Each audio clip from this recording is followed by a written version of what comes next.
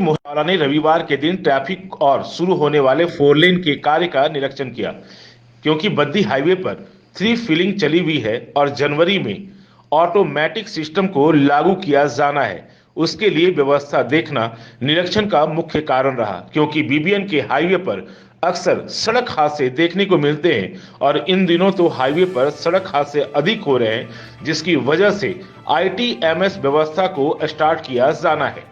National highway पर 4 लेन का कार्य कुछ समय के बाद शुरू होने ही वाला है, क्योंकि एनएच रोड के साथ लगते बॉर्डर एरिया है, जिसकी वजह से ट्रैफिक अधिक होता है और प्रशासन इस पर काम कर रही है। बाकी बाहर से आने वाली बसें, 2 पहिया वाहन और 4 पहिया वाहन बिना नंबर प्लेट के आते हैं, जिनके चालान किए जाते हैं। अभी हाल फिलहाल ही एक ऐसा मामला देखने को मिला था, जिसमें ट्रक चालक द्वारा पुलिस कर्मचारी की वीडियो को वायरल किया गया था कि बाहर से आकर लोग ऐसा करते हैं। ये बहुत दुखद घटना थी, क्योंकि पुलिस के अधिकारी अपना परिवार, बच्चे छोड़कर दिन रात सर्दी और गर्मी में अपनी सेवाएं देते रहते हैं। नालागढ़ से अनवर हुसैन की रिपोर्ट। तो क्या कहना चाहिए सर? देखिए, हम सब जानते हैं कि 4 लेन का काम प्रगति पे चला हुआ है। आज भद्दी का जो मेन हाईवे वहाँ पे 3 फीलिंग चल रही है। मैं थोड़ा देखने के लिए निकला था कि 4 लेन की व्यवस्था कैसी रहेगी। खासकर हाल फिलहाल में हम जानते हैं कि यहाँ पे ट्रैफिक एक्सीडेंट्स काफ़ी बढ़े हैं, तो उसमें भी इनको निर्देश दिए हैं कि कहाँ पे हम इसको सुचारू कर सकते हैं। हम आईटीएमएस ऑटोमेटिक सिस्टम यहाँ पे लॉन्च कर रहे हैं जनवरी में, उसका थोड़ा देखने के लिए मैं आज यहाँ आया हूँ। सर, जैसा कि काम शुरू होता है, आपको पता है कि ट्रैफिक, क्योंकि ये बॉर्डर एरिया है, रोपड़ भी पड़ता है यहाँ से, पंजाब भी, हरियाणा भी है सर। जैसा कि पंजाब से बसें कोई जाती हैं, तो उनकी व्यवस्था कैसे की जाएगी सर? देखिए, उसके लिए हमने एग्जॉस्टिव ट्रैफिक प्लान बनाया है। मेरे को बहुत खुशी है ये बताकर कि हमने last week road safety club भी रिवाइव किया। बहुत अक्सर देखने में आता है कि 2 व्हीलर और 4 व्हीलर और खासकर ट्रक जो बाहर से आते हैं बिना नंबर प्लेट के आते हैं। अभी हाल फिलहाल में भी एक चलान हुआ किसी सज्जन का, उन्होंने एक वीडियो भी यहाँ से वायरल किया। दुखद था कि पुलिस के जवान दिन रात यहाँ लोगों की सेवा में लगे हुए हैं, और अगर कोई बाहर की गाड़ी अगर ऐसे बोले, बट एनी हाउ उनका अपना पक्ष था। उसके लिए भी हमने इंक्वायरी डीएसपी साहब को बोला कि 2 दिन में इंक्वायरी करके हमारे समक्ष रखें।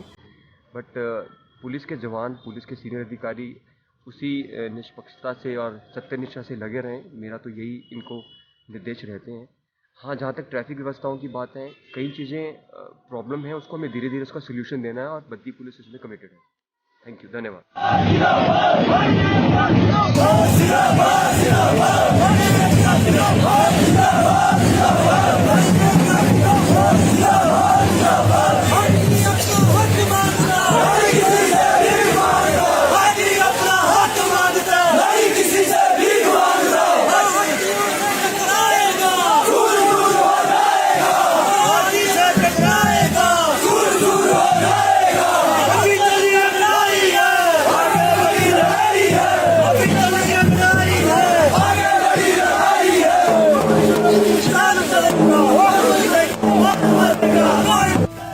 समिति द्वारा वर्ष 2022 के पहले दिन रोनहाट में कुंभली सम्मेलन का आयोजन किया गया।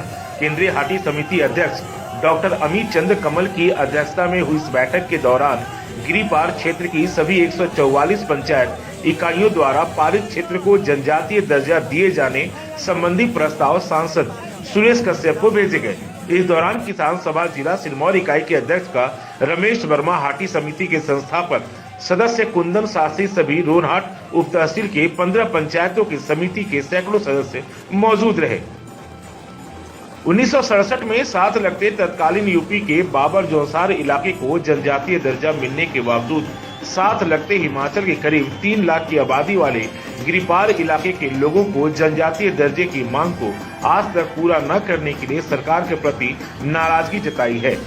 संगड़ा से कपिल शर्मा की रिपोर्ट।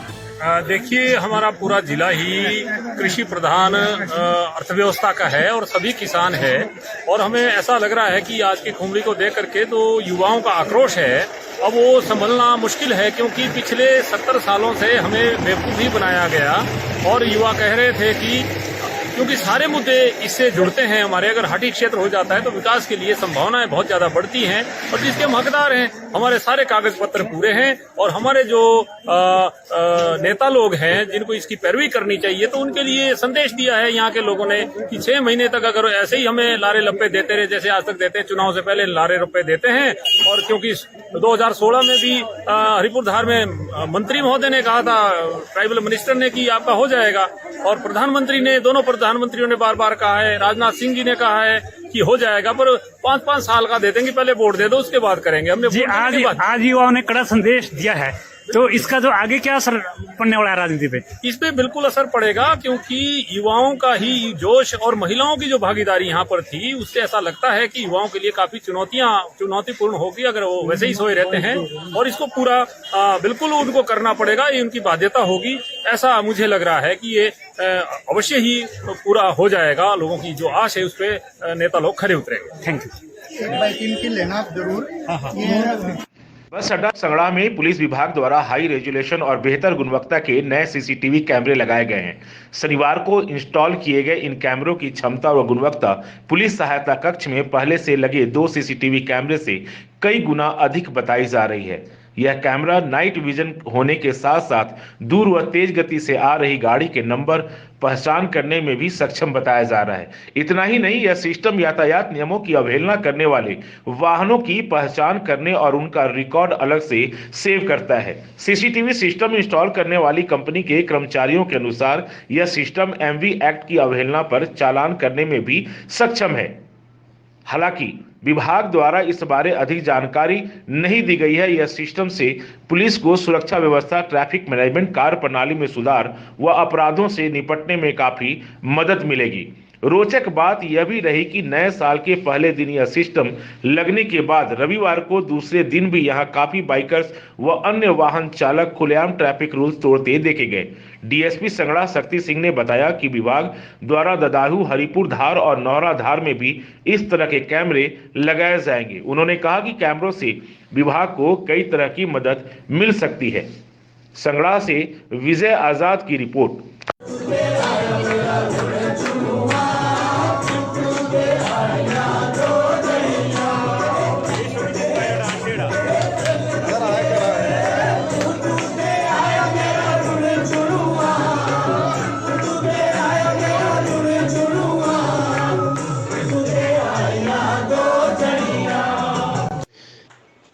शिक्षा में अग्रणी घुमारवीं में स्थित हिम सर्वोदय वरिष्ठ माध्यमिक पाठशाला घुमारवीं को यंग अचीवमेंट खिताब से सम्मानित होने के उपलक्ष्य में पाठशाला द्वारा M4U होटल में एक कार्यक्रम का आयोजन किया गया, जिसमें खिताब को स्कूल प्रधानाचार्य व अध्यापकों को समर्पित किया गया।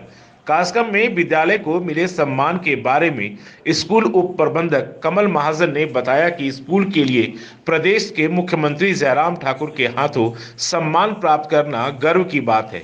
इसके लिए स्कूल प्रधानाचार्य व समस्त अध्यापक सम्मान के हकदार हैं। उन्होंने बताया कि पाठशाला शुरू से ही गुणवत्ता शिक्षा पर कार्य कर रही है, जिसका नतीजा यह सम्मान प्राप्त करना है।